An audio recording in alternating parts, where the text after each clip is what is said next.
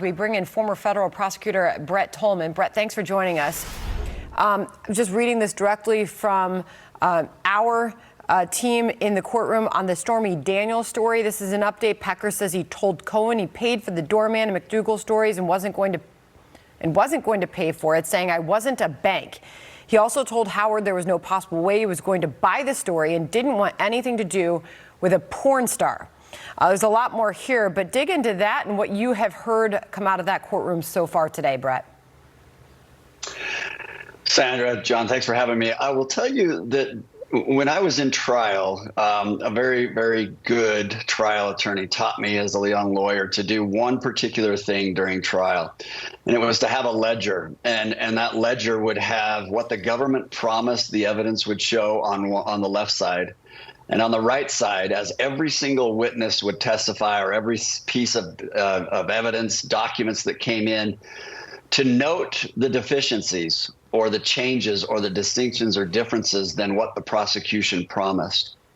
As you do that, by the end, you have a already made exhibit to illustrate where there is reasonable doubt, where there is a presumption, as we're told, a presumption of innocence, and the government has to meet a very, very high burden. It was through that exercise that I started to analyze every single case through the lens of, does the evidence come in as the prosecution predicted? And if it doesn't, then those are the seeds of reasonable doubt that have to be planted in at least a few jurors. And my guess is if it gets strong enough, it could be planted in all jurors. So when you take a look at this idea of reasonable doubt, you've got Pecker now saying on cross-examination that it wasn't just the Karen McDougal story and protecting the Trump campaign that we bought somebody's life story and didn't publish it. We did it for Arnold Schwarzenegger. We did it for Tiger Woods. We even did it for Rahm Emanuel. But at the same time, Pecker did acknowledge that he looked in the FEC's eyes, Federal Election Commission's eyes, that he had committed an illegal campaign contribution and said that this was all done in furtherance of the Trump campaign.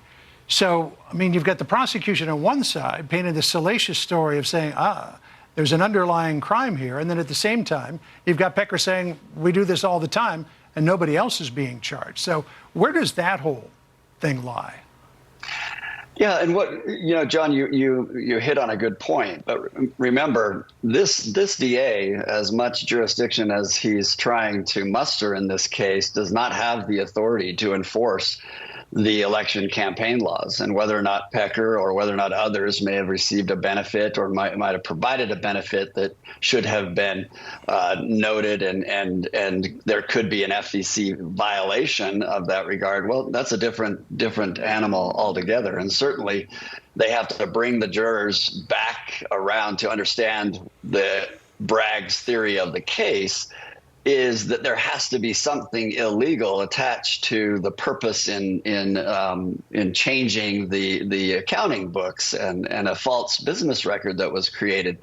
So what you hear really is very loudly that for all of the hyperbole, the catch and kill and burying stories and doing all that, this is done by every single politician in national elections as we know it, from all of your high profile elections to your state, and even some of your county commissioners will be doing things like this to try to clean up the narrative that may surround them as they run for office. And nobody has really been talking about the fact that those are legal.